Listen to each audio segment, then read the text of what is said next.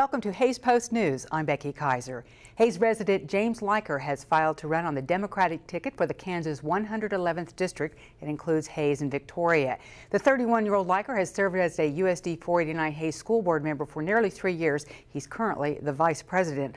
Liker says his primary campaign issue is to bring state funding back to local school districts.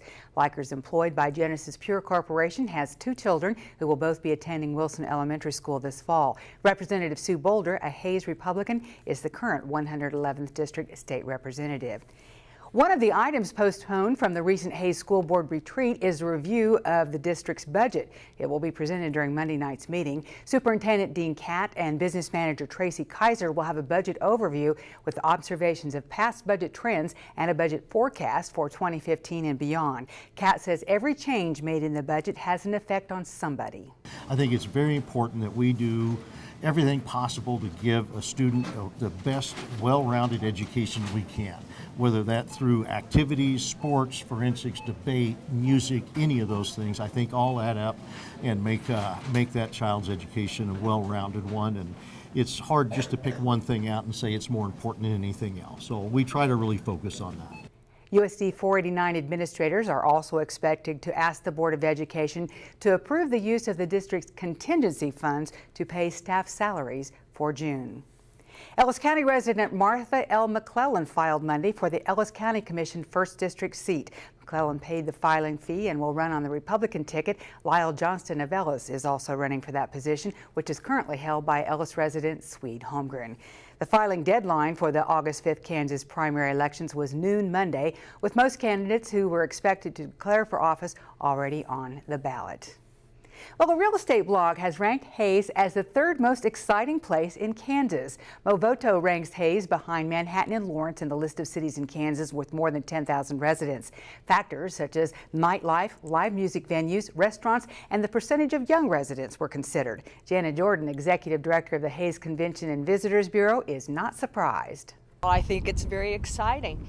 From my standpoint, what makes a place a really great place to have your home is also a great place to visit as well. So we do have a lot of things going on, a lot of great things about this community that I'm very proud of. Of course, we love the Fort Hays State University. All the young people make it really exciting. Hayes Medical Center is just one of the finest in the area. There's so many artists and that live music venues in the downtown area and all over town, actually. So everything that combines to make it a third great place to live also makes it a really great place to visit. Movoto also ranks Hayes 2nd in the number of music venues and entertainment options per capita, specifically noting singers and Sternberg Museum of Natural History. A Salina man was killed in a motor accident in Russell County just before noon Saturday. Emergency personnel were dispatched at 11:50 a.m. to south of the intersection of highways 232 and 181. According to the Russell County Sheriff's Office, the accident occurred as 64-year-old Dennis C. Nauf of Salina was traveling north on Highway 232 when his motorcycle entered the east ditch and crashed. Nauf, who was wearing a helmet, was pronounced dead at the scene. And this note, the Hayes Police Department will be conducting a sobriety checkpoint early this Saturday morning, June 7th, from 12:30 to 2:30 a.m. Late Friday night, it will be operating in the 1000 block of Vine Street. Sure is hot. How's it coming, Billy Bob? Hey. Not so good. It's 82 now. Didn't I work on this old AC last year and the year before? You just come for the sweet tea. I told you 3 years ago to call Cedars. They put my new furnace and AC in for only $34.88. $34.88? Well, that's a deal, Jack. Call Steeder Contractors in Great Bend today. The service you deserve, the quality you expect. Service Master Clean, Service Master of Hayes. Everything we clean, satisfaction guarantee. And we clean everything with Service Master of Hayes. Service Master, Service Master of Hayes. Hi, Jim Cleland, Cleland Pharmacy in Waukegan. In this left hand is a bottle of Viagra. A lot of jokes about this drug, but no joke if you need it. And the cost of it, I pay $716.49 for 30 tablets. Unaffordable. Here's an answer. Sildenafil citrate, same drug. 90 tablets of 20 milligram tablets, $83.87. Cleland Pharmacy, making prescription therapy affordable for you.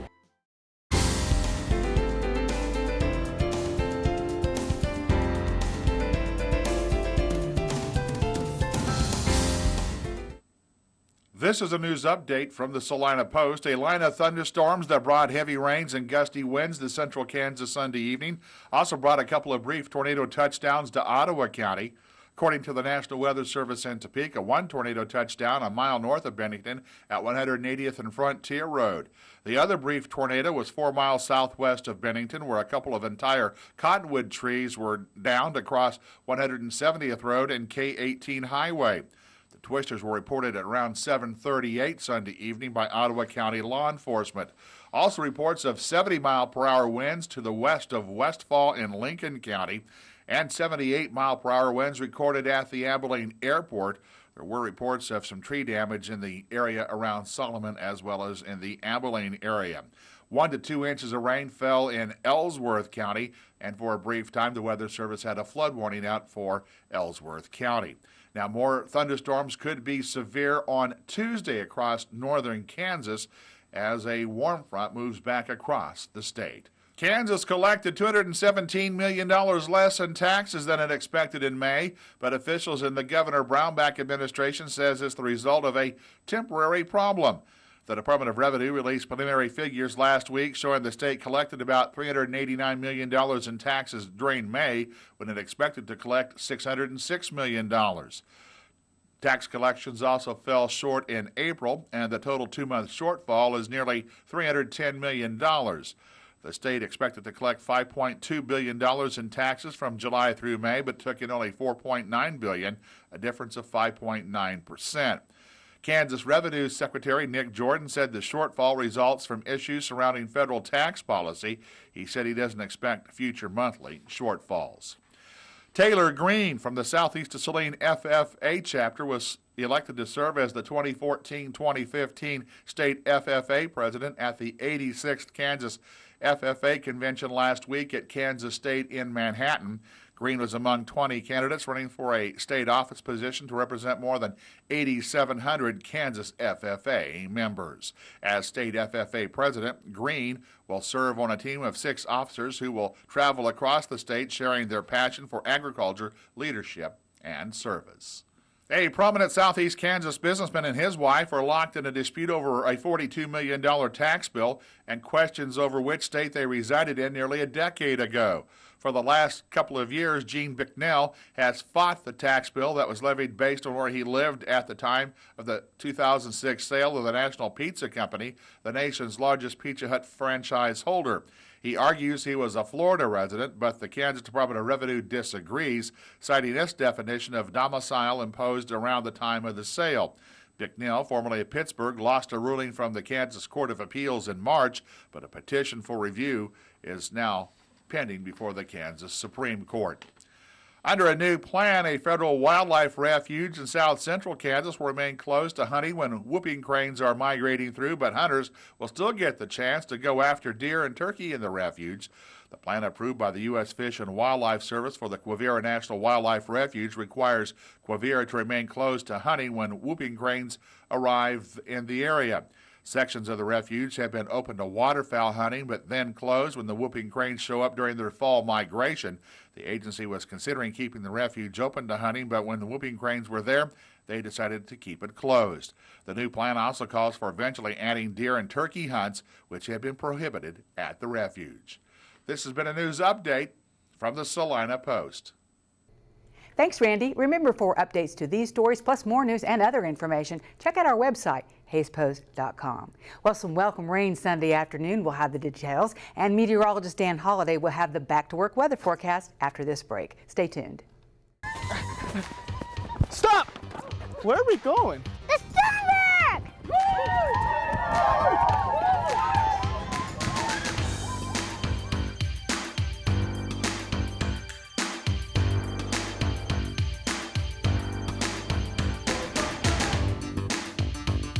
Don't get left behind. We're waiting for you here at the Sternberg Museum, where there's always new opportunities for discovery under the dome.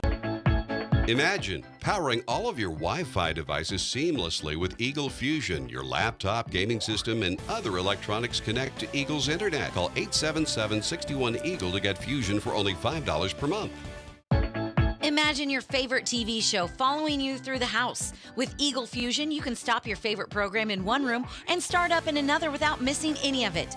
Get Eagle Fusion for only $5 per month by calling 877-61-EAGLE today. Welcome back. Ellis County was primarily bypassed by another spring storm system Sunday late afternoon and into the evening. 40 hundredths is the official amount of rainfall recorded at the K-State Ag Research Center. The storm brought high wind, leading to a power outage in southeast Hays and into Rush County. Much of Russell County received more than an inch of rain. The wind gusts also downed 14 power poles throughout Ellis and Barton counties, leaving about 2,400 customers without power. Midwest Energy spokesman Mike Morley says the largest outage affected 2,200 customers for more than 2 hours. 3 poles near the Munger substation were toppled, as well as 2 in Hays and 1 in Yosemento. Morley says all 4 Hays crews were working until 5 a.m. Monday morning to get the power back on. We will be clear overnight, our low in the low 60s with a light easterly wind. A dry line will be out to our west. A disturbance moving in may spark a thunderstorm during the afternoon and evening on Tuesday. Windy and much warmer with a high in the mid-90s. Wednesday's high cooler, 84. From the Eagle Stormwatch Weather Center, I'm meteorologist Dan Holliday. And that is Hays Post News. I'm Becky Kaiser. Thanks for watching.